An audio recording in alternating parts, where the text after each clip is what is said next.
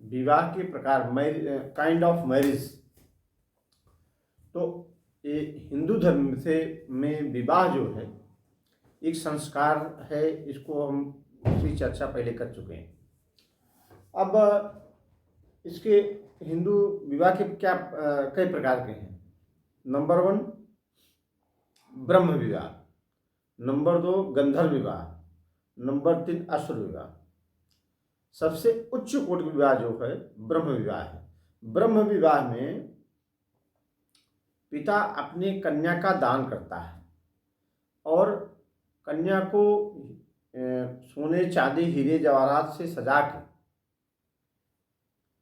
दूसरे गोत्र में, दूसरे जो सपिंड न हो, दूसरे गोत्र में दान करता है। पहले था कि जब वेद का पारंगत हो जाता था कोई ब्राह्मण, जब वो वेद का पारंगत हो जाता था तब वधू पक्ष का पिता उनको जो है अपनी पुत्री का जो है दान करता था और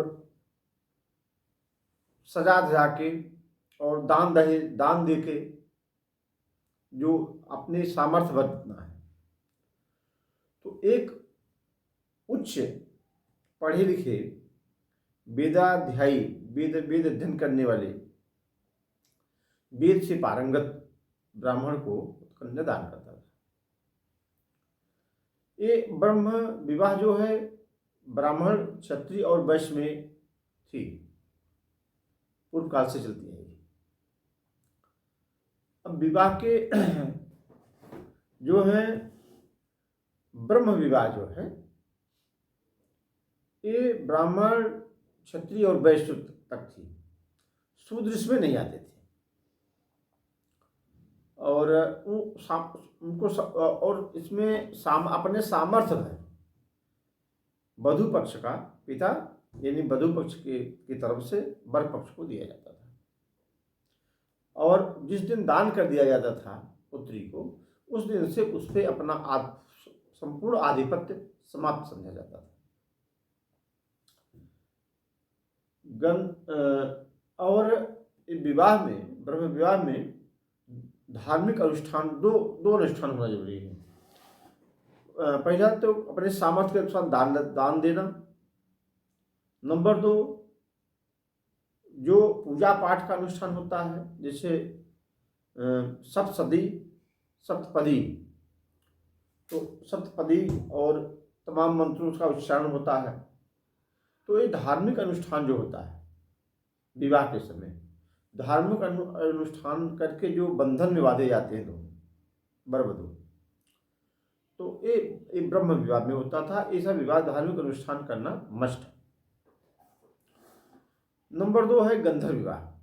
गंधर्व विवाह में अनुष्ठानों की कोई जरूरत नहीं, केवल ये लव मैरिज समझें आप, यानी वधू और वर एक दूसरे को पसंद करते हैं तो अपना जयमाल ला देते हैं। तो ये जो है गंधर्व विवाह है। हम इसको 60 में आज चलेंगे, क्योंकि कल एग्जाम है। तो जो पॉइंट है हिंदू लॉ के बारे में, हिंदू विधि के बारे में पूर्व भी चर्चा कर चुके हैं, उसमें मिताक्षरा और दायभाग बहुत ही इम्पोर्टेंट है। तो इसमें जो है गंधर्व विवाह में वो दोनों के एक पसंद करते हैं और जयमाला डाल के अपने साथ विवाह कर लेते हैं अपना। इसमें अनुष्ठान की भी कोई जरूरत नहीं। नंबर 3 होता है असुर विवाह। असुर विवाहों का प्रचलन ज्यादातर शूद्रों में था और जो वर पक्ष का है, वर पक्ष का पिता या वर पक्ष के लोग वधू पक्ष के पिता को उनको पैसा दे देते थे, धन दे देते थे और धन के बदले में उसको ले जाते थे। तो इस प्रकार से एक कन्या का पिता जो है अपनी कन्या को बेच देता था पैसा लेकर। तो ये विवाह जो है असुर विवाह। तो अब जो है जब हिंदू विवाह अधिनियम 1955 पारित हो गया, सारे विवाहों पे जो है थोड़ा संशोधित कर दिया गया। अब जो भी विवाह होगा, चाहे ब्रह्म विवाह हो, चाहे गंधर्व विवाह हो, चाहे असुर विवाह, जो भी विवाह होगा सब में अनुष्ठान की अनिवार्यता कर दी गई है।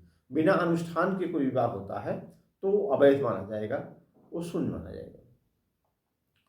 तब अब अनुष्ठान जो है 1955 एक्ट के पारित होने के बाद, जिसे सप्तपदी से नष्ट कर दिया गया है और आग के फेरे नष्ट कर दिए गए हैं, और मंत्रों का और जैसा भी हो अनुष्ठान जो वहाँ रूढ़ के अनुसार जो अनुष्ठान होता है शादी विवाह, तो वो सब जो है बिना उसके किए, धार्मिक अनुष्ठान बिना किए हिंदू धर्म में, तो विवाह जो है शून्य, अमान्य, अवैध। अच्छा, इसमें हिंदू विवाह अधिनियम की धारा 2 में दहेज की परिभाषा दी गई, यानी जो दान दहेज दिया जाता है, दहेज की परिभाषा में इसकी बिल्कुल साधारण परिभाषा की गई है हिंदू धारा 2 में, कि विवाह के पहले या विवाह के पश्चात या विवाह के समय वधू पक्ष द्वारा वर पक्ष को जो धन दिया जाता है, वर पक्ष का या उसके नातेदार द्वारा जो धन दिया जाता है, वो जो है दहेज की परिभाषा होता है। अब धारा 3 में जो है कहा गया है कि क्योंकि सरकार ने इस पर रोक लगाया है, दहेज देना लेना दोनों अपराध है, तो धारा 3 में ये दहेज की रोक के लिए है कि जो दहेज देता है वो भी अपराध है और जो लेता है वो भी अपराधी है, दोनों अपराधी कर दिए। ये धारा 3 में कर दिया गया है। धारा 4 में है कि प्रत्यक्ष अथवा अपरोक्ष, यानी प्रत्यक्ष अथवा अप्रत्यक्ष जो भी दिया गया है वधू पक्ष द्वारा वर पक्ष को, तो वो जो है वो दहेज है, चाहे वधू पक्ष के माता पिता से, चाहे उनके संरक्षक से, चाहे उनके नातेदार से, किसी से यदि मांगा गया है तो वो दहेज की परिभाषा में है।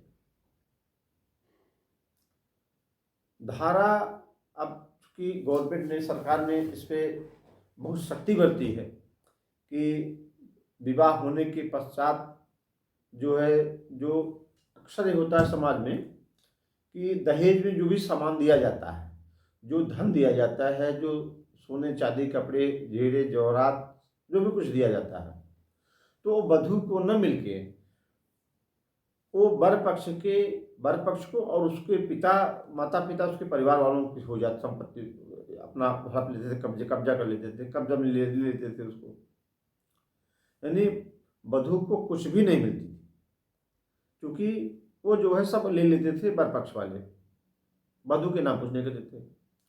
तो अब प्रताड़ना ऊपर से करते थे, दहेज कम मिला, ये मिला, वो मिला। अब हिंदू विवाह अधिनियम की धारा 6 के द्वारा सरकार ने इस पे जो है कड़ाई किया है, और इसके अनुसार जो है जो भी वस्तुएं वधू पक्ष द्वारा वर पक्ष को दी गई देने के 3 महीने के अंदर वधू के नाम करनी होगी, और नहीं करता है तो उस अपराध का दोषी होगा वर पक्ष। यदि मान लीजिए बाद में कोई दी जाती है कोई वस्तु, विवाह होने के कुछ दिन बाद दी जाती है, तो जब दी जाएगी वस्तु उसके 3 महीने के अंदर जो है जो भी वस्तु वधू को दी जाएगी दान में या दहेज में, तो वह वस्तु जो है इनके नाम, वधू के नाम करनी होगी। यदि ऐसा नहीं किया करता है तो वो धारा 6 के अंतर्गत अपराधी। और यह अपराध समनी भी नहीं कि मान लीजिए वर पक्ष ने कोई अपराध किया और उसको बाद में दोनों पक्ष में समझौता हो गया, तो ये समनी नहीं, ये क्षमा नहीं किया जा सकता, इसका समझौता नहीं हो सकता। अनुष्ठान जो है अनुष्ठान के बारे में बता दिया गया है कि अनुष्ठान मस्ट है।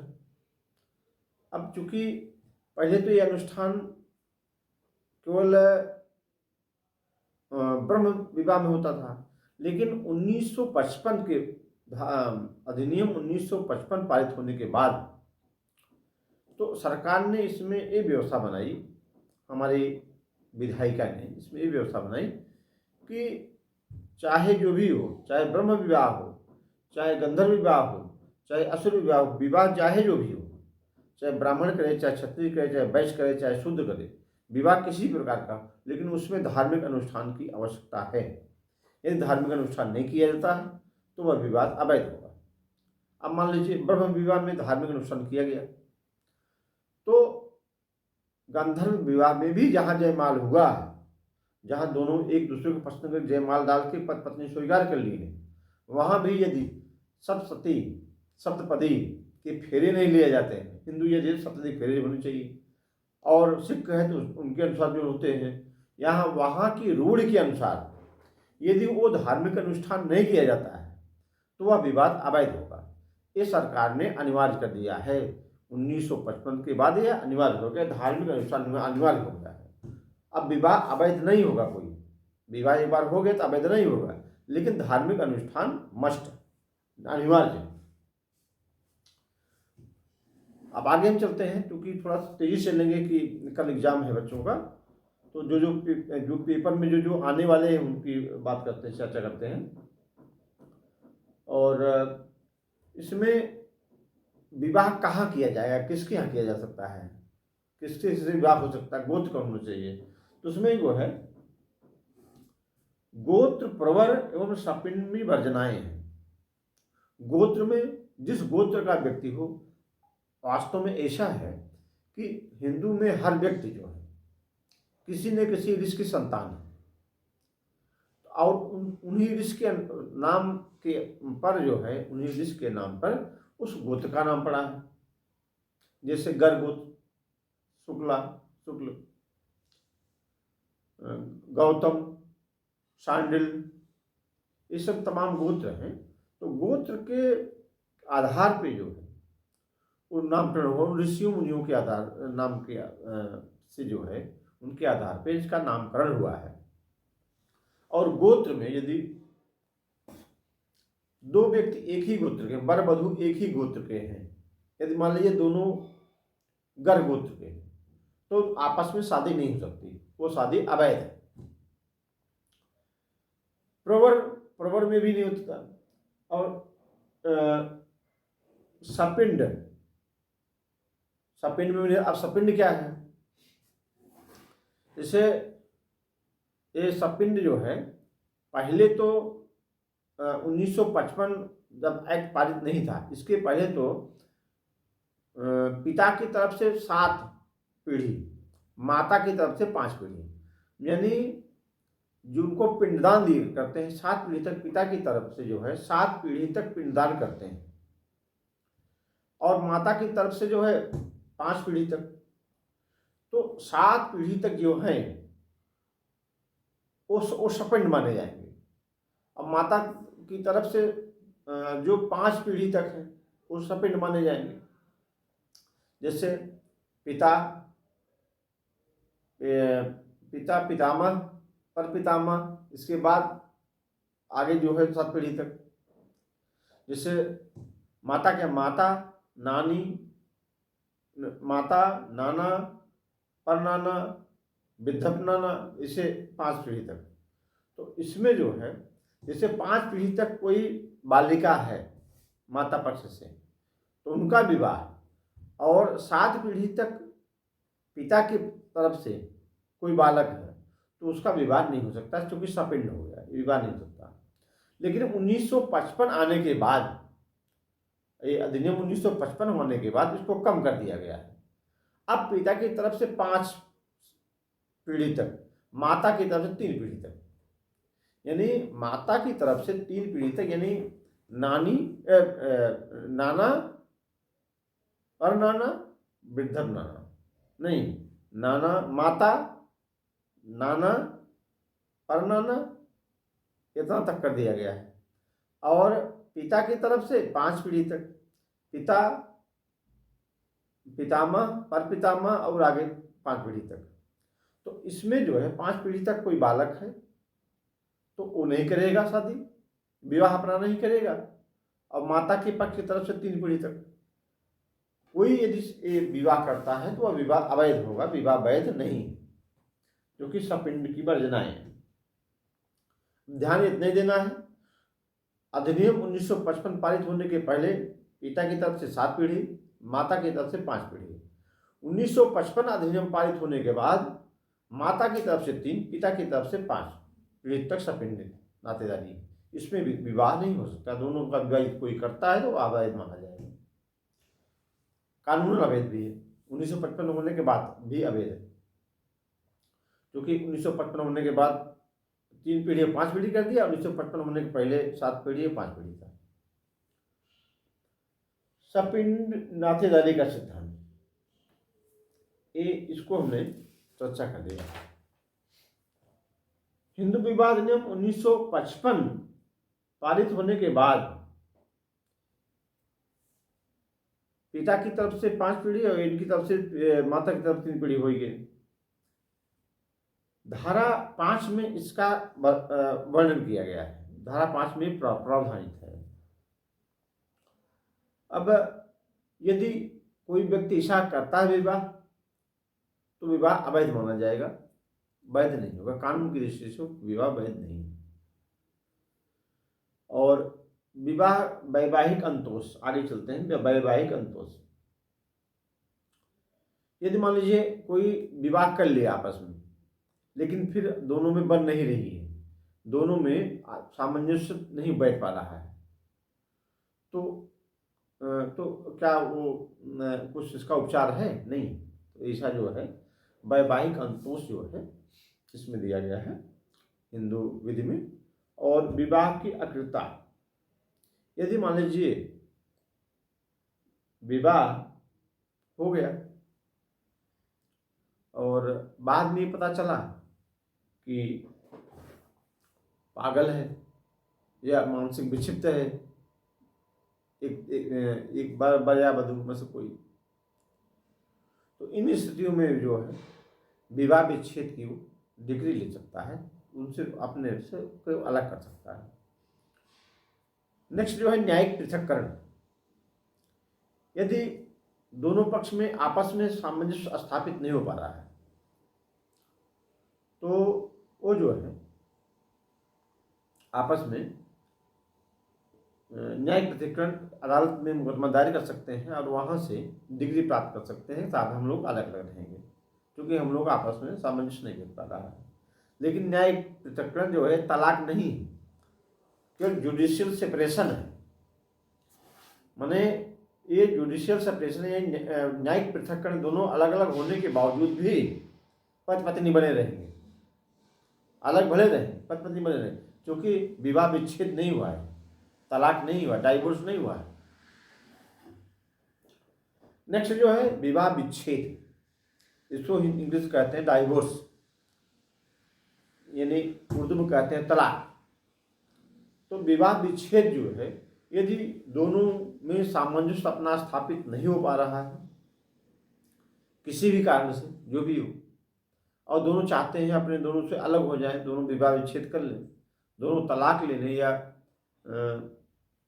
विवाह तोड़ दें, अपनी दूसरा विवाह करें, तो वो लोग जो है कुछ ग्राउंड इसमें दिए गए, किस आधारों पर विवाह विच्छेद हो सकता है, किन आधारों पर नहीं हो सकता है, पुरुष को कौन प्राप्त है, स्त्री को कौन से प्राप्त है आधार।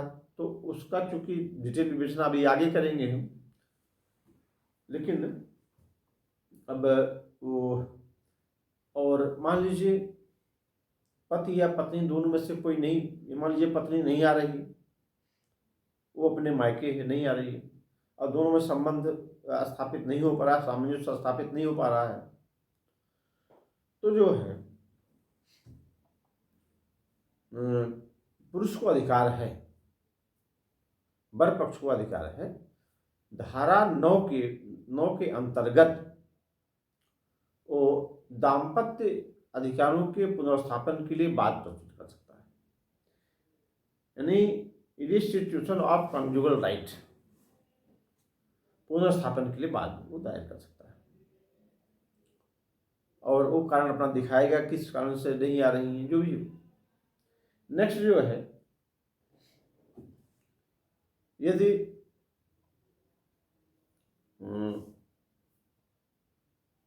हम तलाक लेना चाहते हैं तो धारा 111 में, धारा 11 में है डाइवर्स। अब डाइवोर्स के बाद दोनों एक दूसरे से अलग हो जाते हैं। यदि पत्नी ने शादी कर लिया है तो उसको भरण पोषण नहीं मिलेगा, नहीं शादी किया है, नई विवाह पुनर्विवाह नहीं किया है तो भरण पोषण की हकदार है वो। अब आगे हम देखेंगे कि एक है शून्य विवाह और एक शून्यकरणीय विवाह। शून्य विवाह उसको कहते हैं जो हो ही नहीं सकता, जो प्रारंभ से ही अवैध है, और शून्यकरणीय विवाह उसको कहते हैं जो बाद में किसी कारण से अवैध हो गई। जैसे शून्य विवाह क्या है? शून्य विवाह में माने यदि भाई बहन आपस में विवाह करते हैं, चाहे धार्मिक अनुष्ठान करें चाहे न करें, चाहे धार्मिक अनुष्ठान सैकड़ों हजारों का डाले हो, लेकिन भाई बहन है तो धार्मिक अनुष्ठान केवल करने से वो विवाह वैध नहीं हो जाएगा, क्योंकि विवाह प्रारंभ से ही शून्य है, कहीं से मान्य नहीं, न पूर्व मान्य था न अब मान्य। तो ये जो है विवाह आपस में नहीं कर सकते, इनका विवाह हमेशा शून्य है, वाइड। अब शून्यकरणीय विवाह माने दो पक्षों में विवाह हुआ, वर वधू में विवाह हो गया, बाद में पता चला कि वर पक्ष जो है किसी रोग से ग्रसित है और बताया नहीं गया, अथवा उसको कोई ऐसी असाध्य बीमारी है, वर या वधू पक्ष में किसी को, अथवा धार्मिक अनुष्ठान जो करना था वो धार्मिक अनुष्ठान नहीं किए गए, या इसी प्रकार से अन्य कोई जो ये विवाह होने के पहले मालूम नहीं थी, विवाह के बाद मालूम हुई, इसी बातें हो गई हैं, इसी परिस्थितियां हो गई हैं, तो ये विवाह मतलब वो विवाह जो है शून्यकरणीय हो जाएगा। पहले तो विवाह किया था वैध जान के, वैध विवाह, लेकिन बाद में पता चला कि नहीं विवाह नहीं हो सकता था, विवाह अवैध। क्योंकि कोई व्यक्ति मान लीजिए पागल है और पागल से शादी वधू की करा दिया गया, बाद में चला कि पागल है, तो वो जो है सेपरेशन हो सकती है, उनसे अलग हो सकती है। ये विवाह जो है शून्यकरणीय के लिए ये मुकदमा दायर करके विवाह को शून्यकरणीय कर सकती है। आज का सेशन में इतना है, इसका आज करेंगे। यदि कोई आप लोगों को कोई कमेंट हो, कोई ऐसी बातें हैं जो समझ में नहीं आ रही तो उसको कमेंट करके आप पूछ सकते हैं। हम पूरी कोशिश करेंगे आपकी प्रश्न का, आपके कमेंट का उत्तर दें। धन्यवाद।